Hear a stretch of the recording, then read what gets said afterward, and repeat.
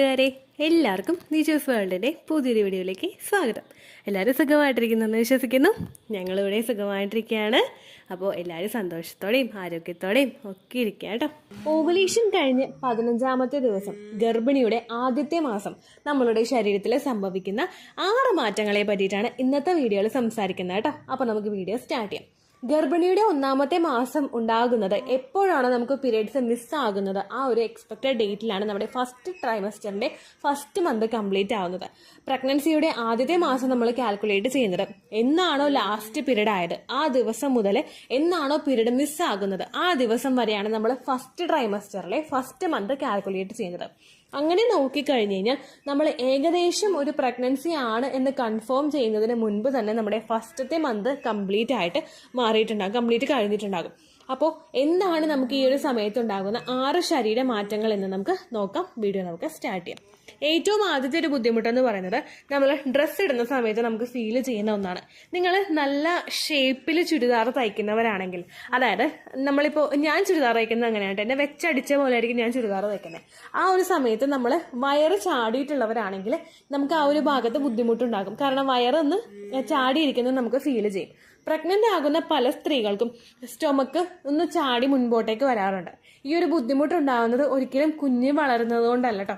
പ്രഗ്നൻസിയുടെ ആദ്യത്തെ മാസമൊക്കെ എന്ന് പറയുന്നത് കുഞ്ഞിന്റെ വളർച്ച ഭയങ്കര കുറവായിരിക്കും. ചെറിയൊരു എന്താ പറയുക, നമുക്ക് കണ്ണുകൊണ്ട് കാണാൻ പോലും, ഇതിന് നമ്മൾ സ്കാൻ ചെയ്യുന്ന പല മെഷീൻസിന് പോലും ഡിറ്റക്ട് ചെയ്യാനായിട്ടും പറ്റാത്ത തരത്തിലുള്ള അത്രയും ചെറുതായിരിക്കും ആ ഒരു സമയത്ത് നമ്മുടെ ആ ഒരു എംബ്രിയോ എന്ന് പറയുന്നത്. അപ്പോൾ കുഞ്ഞിന്റെ വളർച്ച കൊണ്ടല്ല കേട്ടോ. നമ്മൾ പ്രഗ്നന്റ് ആകുമ്പോഴേക്കും ബ്ലോട്ടിംഗ് ഇഷ്യൂസ് പലർക്കും സ്റ്റൊമക്കിൽ ഫീൽ ചെയ്യാറുണ്ട്. അതായത് ഭക്ഷണം കഴിക്കുന്നു പക്ഷെ ദഹിക്കുന്നില്ല, വെള്ളം കുടിച്ചാൽ തന്നെ നമുക്ക് ഒരു ദഹിക്കാത്ത അവസ്ഥ, പിന്നെ ഒരു തവണ വെള്ളം കുടിക്കാനായിട്ട് തോന്നാത്ത അവസ്ഥ, വയറെപ്പോഴും ഫുള്ളായിട്ട് ഇരിക്കുന്ന ഒരവസ്ഥ.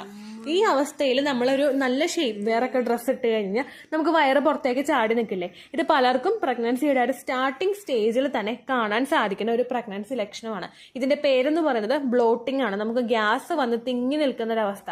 ഒരു തവണ നമ്മൾ ഗ്യാസിന്റെ ഫുഡ് കഴിച്ചിട്ടാണെന്ന് വിചാരിച്ച് സമാധാനിച്ചാലും പിന്നീട് അങ്ങോട്ടേക്കുള്ള ഒരുപാട് ദിവസങ്ങളിലും ഈ ഒരു ബ്ലോട്ടിംഗ് നിങ്ങൾക്ക് ഉണ്ടാവുക. പ്രഗ്നന്റ് ആകുന്ന സമയത്ത് ശരീരത്തിൽ പ്രൊജസ്ട്രോൺ ഹോർമോൺ വർദ്ധിക്കുന്നത് കൊണ്ടും നമ്മുടെ ഡൈജഷൻ സിസ്റ്റം സ്ലോ ആകുന്നത് കൊണ്ടുമാണ് ഇത്തരത്തിൽ ബ്ലോട്ടിംഗ് നിങ്ങൾക്ക് റെക്കറന്റ് ആയിട്ട് അനുഭവപ്പെടുന്നത് കേട്ടോ. അതപ്പോൾ പലർക്കും അനുഭവപ്പെടാറുണ്ട്. രണ്ടാമത്തേന്ന് പറയുന്നത് നമ്മുടെ ബ്രസ്റ്റിലെ സൈസിൽ വരുന്ന വ്യത്യാസമാണ്. പ്രഗ്നൻസിയുടെ ആദ്യത്തെ മാസത്ത് തന്നെ നിങ്ങളുടെ ബ്രസ്റ്റ് വളരെ വലുതാകുമോ എന്ന് ചോദിച്ചു കഴിഞ്ഞാൽ ഒരിക്കലുമില്ല. അവിടെ നടക്കുന്നൊരു പ്രോസസ്സ് എന്ന് പറയുന്നത് നമ്മളുടെ ശരീരത്തിൽ പ്രഗ്നൻസി ആകുമ്പോഴേക്കും ബ്ലഡ് സർക്കുലേഷൻ കൂടാറുണ്ട്. അതുപോലെ തന്നെ നിങ്ങൾ പ്രഗ്നന്റ് ആയി എന്നുള്ളൊരു സിഗ്നൽ നിങ്ങളുടെ ശരീരത്തിൽ കിട്ടിക്കഴിഞ്ഞ് കഴിഞ്ഞാൽ അതിൻ്റെ ഭാഗമായിട്ട് ബ്രസ്റ്റിൻ്റെ ആ ഒരു ഹോർമോൺ ചേഞ്ചസ് ഒക്കെ കൊണ്ട് ബ്രസ്റ്റിലെ ടിഷ്യൂസിനൊക്കെ വ്യത്യാസം അനുഭവപ്പെടാറുണ്ട്. ഈ ബ്രസ്റ്റ് ടിഷ്യൂസിന് ഹോർമോണൽ ചേഞ്ചസ് കൊണ്ട് വരുന്ന വ്യത്യാസം കൊണ്ട് നിങ്ങളുടെ ബ്രസ്റ്റിൻ്റെ സൈസ് എൻലാർജ് ആകുന്നത് പോലെ നിങ്ങൾക്ക് അനുഭവപ്പെടുന്നു. പ്രഗ്നന്റ് ആയി പിറ്റേ ദിവസം തന്നെ ബ്രസ്റ്റിന്റെ സൈസ് 34 36 ആവില്ല കേട്ടോ. പക്ഷെ നമുക്ക് കംഫർട്ടബിൾ അല്ലാത്ത രീതിക്ക് ഒരു എന്താ പറയുക, ഒരു ബൾജിങ് നമുക്ക് അവിടെ ഫീൽ ചെയ്യുന്നു എന്നുള്ളൊരു മാറ്റം നമുക്ക് അവിടെ അനുഭവപ്പെടും. ഇതാണ് നമുക്ക് രണ്ടാമതുണ്ടാവുന്ന മാറ്റം. മൂന്നാമത്തെ മാറ്റം ബ്രസ്റ്റിൽ തന്നെയാണ് ഉണ്ടാവുന്നത്. ബ്രസ്റ്റിന്റെ നിപ്പിളിന് ചുറ്റുമുള്ള ഏരിയയും ബ്രൗണിൽ നിന്ന് ഡാർക്ക് ബ്ലാക്കിലോട്ട് ചേഞ്ച് ആവുന്നു. ഈ ബ്രൗൺ കളർ ആയിരിക്കും. നിങ്ങൾ പ്രഗ്നന്റ് ആയിട്ടില്ല എങ്കിൽ നിങ്ങളുടെ ബ്രസ്റ്റ് ചെക്ക് ചെയ്ത് നോക്കിക്കഴിഞ്ഞാൽ അതിന്റെ കളർ ബ്രൗൺ ആയിരിക്കും. എന്നാൽ പ്രഗ്നന്റ് ആകുന്നുണ്ടെങ്കിലും ബ്രസ്റ്റ് ഫീഡ് നിങ്ങൾ ചെയ്യുന്നുണ്ടെങ്കിലും അതിന്റെ കളർ ചേഞ്ച് ആയിട്ട് ബ്ലാക്കിലോട്ട് മാറും. ദെൻ എഗെയിൻ നിങ്ങൾ ബ്രസ്റ്റ് ഫീഡിംഗ് ഒക്കെ നിർത്തി കഴിഞ്ഞ് കുറച്ച് നാളൊക്കെ കഴിയുമ്പോഴേക്കും എഗെയിൻ നമ്മുടെ ഒരു ബ്രസ്റ്റിന്റെ കളർ ബ്രൗണിലോട്ട് ചേഞ്ച് ആകും. അപ്പോൾ ഈ ഒരു വ്യത്യാസവും നിങ്ങൾക്ക് കാണുന്നുണ്ടോ എന്ന് നോക്കാം കേട്ടോ. നാലാമത്തെ വ്യത്യാസം നിങ്ങൾക്ക് അനുഭവപ്പെടുന്നത് വജൈനൽ ഡിസ്ചാർജിലാണ്. പ്രഗ്നന്റ് ആകുന്ന ഒരുപാട് പേർക്ക് വജൈനൽ ഡിസ്ചാർജ് അനുഭവപ്പെടാറുണ്ട്. വജൈനൽ ഡിസ്ചാർജ് കാണാതെയും പ്രഗ്നന്റ് ആകുന്ന ഒരുപാട് പേരുണ്ട്. പക്ഷേ വജൈനൽ ഡിസ്ചാർജ് നമുക്ക് അനുഭവപ്പെടുന്നത് എന്തുകൊണ്ടാണെന്ന് വെച്ച് കഴിഞ്ഞാൽ നമ്മുടെ സെർവിക്സിനെ നല്ല ഹെൽത്തി ആയിട്ട് കീപ്പ് ചെയ്യാൻ വേണ്ടിയിട്ടും മറ്റുള്ള ബാക്ടീരിയാസ് നമ്മുടെ ശരീരത്തിനകത്തേക്ക് പ്രവേശിക്കാതിരിക്കാനും വേണ്ടിയിട്ട് നമ്മളുടെ സെർവിക്സ് കൃത്യമായിട്ട് ഹെൽത്തി മെഷേഴ്സ് എടുക്കാറുണ്ട്. ഇതിന്റെ ഭാഗമായിട്ട് നമുക്ക് വജൈനൽ ഡിസ്ചാർജിന്റെ പ്രൊഡക്ഷൻ ശരീരത്തിൽ വർദ്ധിക്കാറുണ്ട്. നോർമലി നമുക്ക് ഉണ്ടാകുന്ന വജൈനൽ ഡിസ്ചാർജ് എന്ന് പറയുന്നത് ക്വാണ്ടിറ്റി കുറവായിരിക്കും. പീരിയഡ്സ് ആകുന്നതിന് മുൻപാണെങ്കിലും അല്ലെങ്കിൽ പീരിയഡ്സ് കഴിഞ്ഞതിന് ശേഷമാണെങ്കിലും ഉണ്ടാകുന്ന വജൈനൽ ഡിസ്ചാർജിന്റെ അളവിലെ ക്വാണ്ടിറ്റി വളരെ കുറവായിരിക്കും. പക്ഷേ പ്രഗ്നന്റ് ആയി കഴിഞ്ഞ് കഴിഞ്ഞാൽ നോർമലി എത്ര വജൈനൽ ഡിസ്ചാർജ് ആണോ ഉണ്ടായിരുന്നത് അതിനേക്കാളും കുറച്ചുകൂടി കൂടാറുണ്ട്. ഒരുപാട് പേര് വജൈനൽ ഡിസ്ചാർജ് കൂടുതലായിട്ട് വന്നിട്ട് ഒരു ദിവസം 2 പാൻറ്റീസ് വീതം ചേഞ്ച് ചെയ്യുന്നത്, 2-3 പാൻറ്റീസ് വീതം ചേഞ്ച് ചെയ്യുന്ന ഒരുപാട് പേരുണ്ട് കേട്ടോ. അപ്പോൾ അങ്ങനെയും പലർക്കും ഉണ്ടാകാറുണ്ട്. ഇനി അങ്ങനെ ഉണ്ടായിട്ടില്ലെങ്കിലും വജൈനൽ ഡിസ്ചാർജ് ഇല്ലെങ്കിലും നിങ്ങൾ ടെൻഷൻ ആവണ്ട. പിന്നീട് അങ്ങോട്ടേക്ക് പ്രഗ്നൻസിയുടെ ഏതെങ്കിലും ഒരു സമയത്ത് നിങ്ങൾക്ക് വജൈനൽ ഡിസ്ചാർജ് കൂടുതലായിട്ട് ഉണ്ടാവും കേട്ടോ. ഇതിന്റെ ടെക്സ്ചർ എല്ലാവരും ചോദിക്കാറുണ്ട്. ഇതിന്റെ ടെക്സ്ചർ എന്ന് പറയുന്നത് നമുക്ക് വലിച്ചു നീട്ടാൻ പറ്റുന്നതോ കുറച്ച് കട്ടിയായിട്ട് വരുന്നതോ ഒക്കെ ആയിരിക്കും വജൈനൽ ഡിസ്ചാർജ് ടെക്സ്ചർ എന്ന് പറയുന്നത്. നിങ്ങൾ ചെക്ക് ചെയ്യേണ്ടത് ഇതിന്റെ ക്വാണ്ടിറ്റി മാത്രമാണ്. ഇതിന്റെ അളവ് കൂടിയിട്ടാണോ വരുന്നത് എന്ന് നിങ്ങൾ മനസ്സിലാക്കിയാൽ മതിയായിരിക്കും കേട്ടോ. ആറാമതായിട്ട് നമുക്ക് വിസിബിൾ ആയിട്ട് ബോഡിയിൽ കാണാൻ കഴിയുന്ന ചേഞ്ചസ് ആണ് സ്പോട്ടിംഗ് എന്ന് പറയുന്നത്. ഒരുപാട് പേർക്ക് പ്രൊജസ്ട്രോൺ ഹോർമോണിന്റെ ഏറ്റക്കുറച്ചിലുകൾ കൊണ്ടോ ത്രട്ടേൺഡ് മിസ്കാരേജ് എന്ന് പറയുന്ന കണ്ടീഷൻസ് കൊണ്ടോ പ്രഗ്നൻസിയുടെ ഒരു ത്രൂ ഔട്ട് സമയത്ത് ചെറിയ ചെറിയ സ്പോട്ടിംഗ് ഉണ്ടാവാറുണ്ട്. ഒരുപാട് പേര് 8 മാസം വരെ ഫുള്ളായിട്ട് പ്രൊജസ്ട്രോണിന്റെ ഇഞ്ചക്ഷൻ വെക്കുന്നവരുണ്ട്. ഈ ഒരു സ്പോട്ടിംഗ് പലർക്കും പ്രഗ്നൻസിയുടെ സ്റ്റേജിൽ ഇപ്പോൾ ഏറ്റവും കോമൺ ആയിട്ട് കണ്ടുവരുന്ന ഒരു കാര്യമാണ്. നമ്മുടെ ലൈഫ് സ്റ്റൈലിൽ വരുന്ന വ്യത്യാസം, നമ്മൾ ഓൾറെഡി വണ്ണമുള്ള ആളുകളാണെങ്കിൽ, PCOD ഉള്ള ആളുകളാണെങ്കിൽ, തൈറോയ്ഡ് ഉള്ള ആളുകളാണെങ്കിലൊക്കെ നമുക്ക് ഈ ചെറിയ ചെറിയ സ്പോട്ടിംഗ് ഉണ്ടാകുന്നത് നോർമലാണ്. നിങ്ങൾക്ക് അങ്ങനെ സ്പോട്ടിംഗ് 1 മാസം കാണുന്നുണ്ടെങ്കിൽ നിങ്ങൾ ഒരിക്കലും അതിനെ ഈസി ആയിട്ടുള്ള ഒരു കാര്യമായിട്ട് കൺസിഡർ ചെയ്യരുത്. പ്രഗ്നൻസി ടെസ്റ്റ് ചെയ്ത് നോക്കിയിട്ടാണ് നിങ്ങൾക്ക് സ്പോട്ടിംഗ് വരുന്നതെങ്കിൽ അടുത്ത ചെക്കപ്പിന് ഡോക്ടറോട് പറയാം എന്ന് വിചാരിച്ച് നിങ്ങൾ ഒരിക്കലും ഇരിക്കാനായിട്ട് പാടില്ല.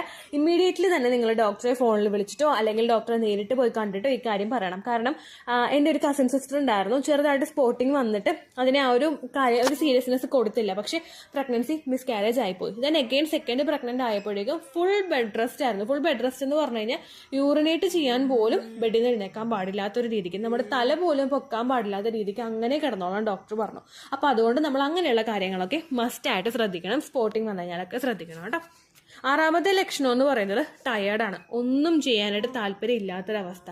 ഈ ഒരു സിറ്റുവേഷൻ നമുക്ക് ഉണ്ടാവുന്നത് പ്രൊജസ്ട്രോൺ ഹോർമോണിന്റെ ഹൈക്ക് കൊണ്ടാണ്. ചിലർക്ക് ഉണ്ടാവുന്നത് ബ്ലഡ് പ്രഷറിൽ ലോ ആകുന്നത് കൊണ്ടാണ്.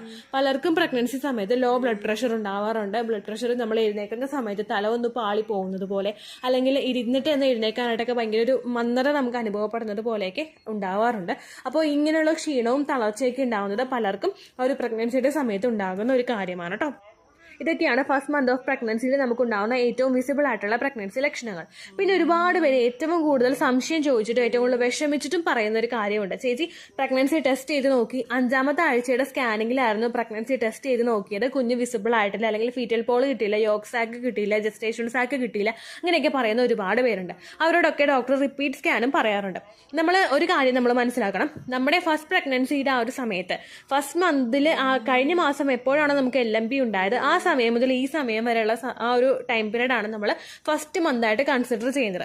അങ്ങനെ നമ്മൾ കൺസിഡർ ചെയ്താലും നമുക്ക് ഓവുലേഷൻ നടക്കുന്നത്, നമ്മൾ ചിലപ്പോൾ അൾട്രാസൗണ്ട് സ്കാനിങ് പ്രകാരം നമ്മൾ ചിലപ്പോൾ പ്രഗ്നന്റ് ആയിട്ട് 14 ദിവസമേ ആയിട്ടുണ്ടാവുള്ളൂ. പക്ഷേ നമ്മുടെ കണക്കനുസരിച്ചിട്ട് നമ്മൾ പ്രഗ്നന്റ് ആയിട്ട് 30 ദിവസം ആയിട്ടുണ്ടാകും. അതിൻ്റെ ഒരു വ്യത്യാസം എന്തായാലും നിങ്ങളുടെ ആ ഒരു എംബ്രിയോയ്ക്കും കാണാനായിട്ട് സാധിക്കും.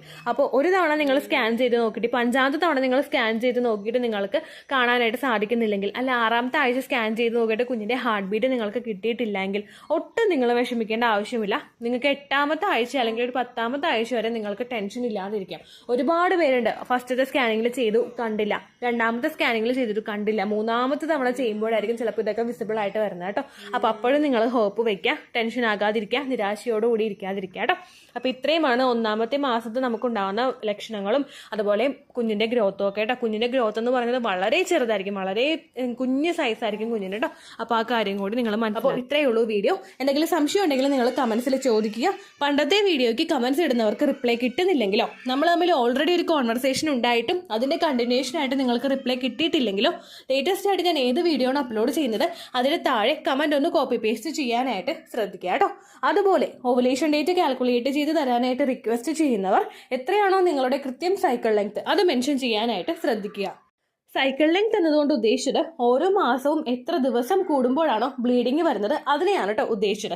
അതായത് ജനുവരിയിൽ നിങ്ങൾക്ക് ഒരു 1-ാം തീയതിയാണ് ബ്ലീഡിങ് വന്നതെങ്കിൽ, ഫെബ്രുവരിയിൽ നിങ്ങൾക്ക് 2-ാം തീയതിയാണ് ബ്ലീഡിങ് വരുന്നതെങ്കിൽ, ജനുവരി 1-നെ ഡേ 1 ആയിട്ടെടുത്ത് ഫെബ്രുവരി 2 വരെ എത്ര ദിവസമുണ്ടോ അത് എണ്ണി പറയുന്നതാണ് സൈക്കിൾ ലെങ്ത് എന്നതുകൊണ്ട് ഉദ്ദേശിച്ചത് കേട്ടോ. ബ്ലീഡിങ് നടന്ന ദിവസം നിങ്ങൾ എടുത്താൽ മതിയാകും. സ്പോട്ടിങ് നടന്ന ദിവസം, അതായത് ചെറുതായിട്ടുള്ള ബ്രൗൺ ഡിസ്ചാർജോ ബ്രൗൺ കളറുള്ള സ്പോട്ടിങ്ങോ വന്ന ദിവസം നിങ്ങൾ എടുക്കുക ചോദിക്കേണ്ട ആവശ്യം ഇല്ല കേട്ടോ. അപ്പോൾ ഇതുപോലെ തന്നെ നിങ്ങൾ ശ്രദ്ധിക്കുക, സൈക്കിൾ ലെങ്ത് ചോദിക്കുന്ന സമയത്ത് എന്നാണോ ഡേറ്റ് അത് നിങ്ങൾ മെൻഷൻ ചെയ്യാതിരിക്കുക. അതായത് ചില ആളുകൾ January 16, February 14 അങ്ങനെ പറയും. അങ്ങനെ പറഞ്ഞുകൊണ്ട് കാര്യമില്ല കേട്ടോ. അപ്പോൾ ഇത്രയേ ഉള്ളൂ വീഡിയോ. അടുത്തൊരു യൂസ്ഫുൾ വീഡിയോ ആയിട്ട് നമുക്ക് വീണ്ടും കാണാം. ബൈ.